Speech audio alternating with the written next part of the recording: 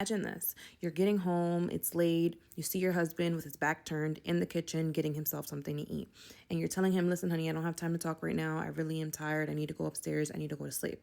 Say a word to you, so you keep walking up the stairs. You get into the room, you take your clothes off, you hop into the shower, you take a shower, you get your PJs on, and you lay down. And he's laying on the bed with his back towards you again. No questions asked, you turn off the light and you fall asleep. Same night, around 3 o'clock in the morning, you get a call. Like, what? Who's calling me at 3 o'clock in the morning? So, of course, you're sitting there snuggle up with your husband. He's hugging you, and you're looking at your phone, and your phone says it's your husband calling. I say Jessica went cold. She went cold, ice cold. Do not draw attention to her husband laying down next to her. She gently removes his hands off of her. Now, that's when she realized she wasn't the only person who was ice cold.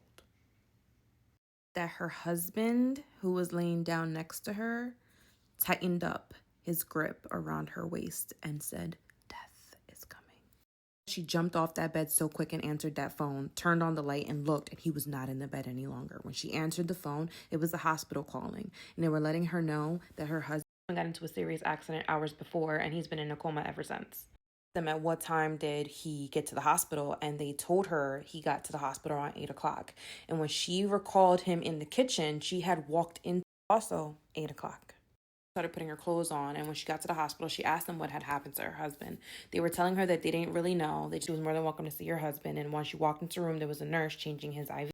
Arrived into the room, she introduced herself as the wife to the patient. Proceeded to show her where all the things that he had on in the closet. And when Jessica looked at the clothes that were in the closet, she realized that the same clothes that she saw him in the house with earlier that night was the same clothes that were in the closet. She realized that the spirit or the person or whoever she saw in the house that night was her husband. With time, her husband did recover. However, she never recovered from that night.